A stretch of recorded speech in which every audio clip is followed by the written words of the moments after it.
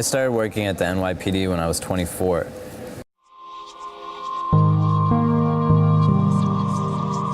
I work at the New York City Police Department as a chaplain. So the NYPD has 8 chaplains on staff right now, and they range from people who are representative of Judaism, various denominations of Christianity. You have Catholics represented, and I serve as the imam representing the Muslim constituency of the New York City Police Department.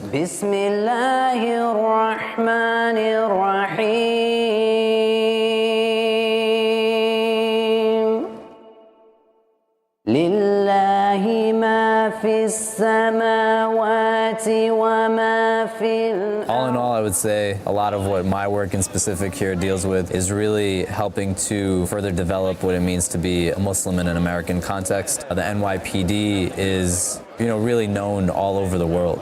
And I think to have a Muslim presence on an institutional level, it really speaks to how Islam and Muslims are becoming to integrate within the broader sphere of American society.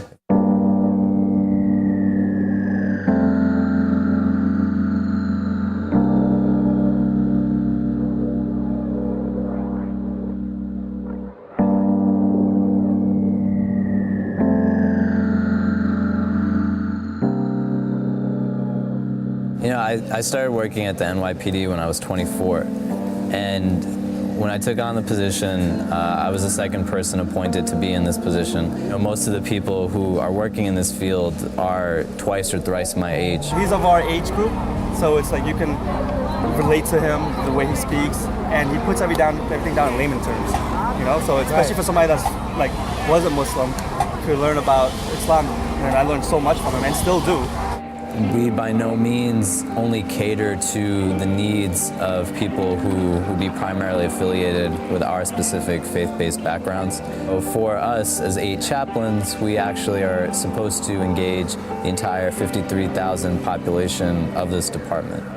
Being in the NYPD, you engage people from all walks of life. And I think what becomes unique as a young Muslim in this context is trying to figure out how to make it all work.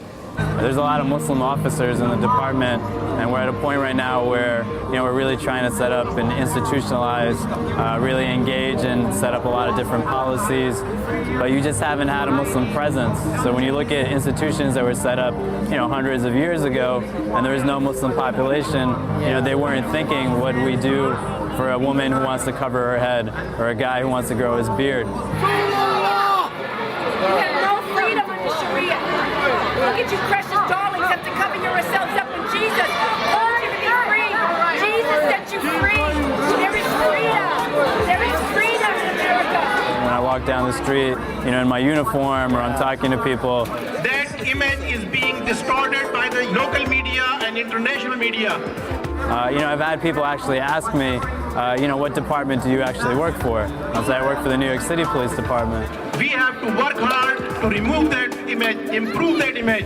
This country is our homeland. And they're like, how do you work for the police department looking the way that you look? So we have to work for that. We have to beautify this home. This is our home. We are not going anywhere. And I think, a broader mainstream society, it's a different way of engaging people and educating them. I thank you once again. Assalamu alaikum. Not proselytizing in any means, but just helping to define what mainstream Islam is really about. I have students who walk down the street and people, tell them to go back to their country, rip off headscarves. Are they getting back to a point now where when somebody says to them, go back to your home, they say, I grew up in New Jersey, I'm already home. I think they are, and that's indicative of a certain kind of growth. The chaplains unit, what better way than for all the faiths getting together. When I go and do auxiliary, I tell these people, you're not the only people in this world. There's other people, and you got to respect every other religion.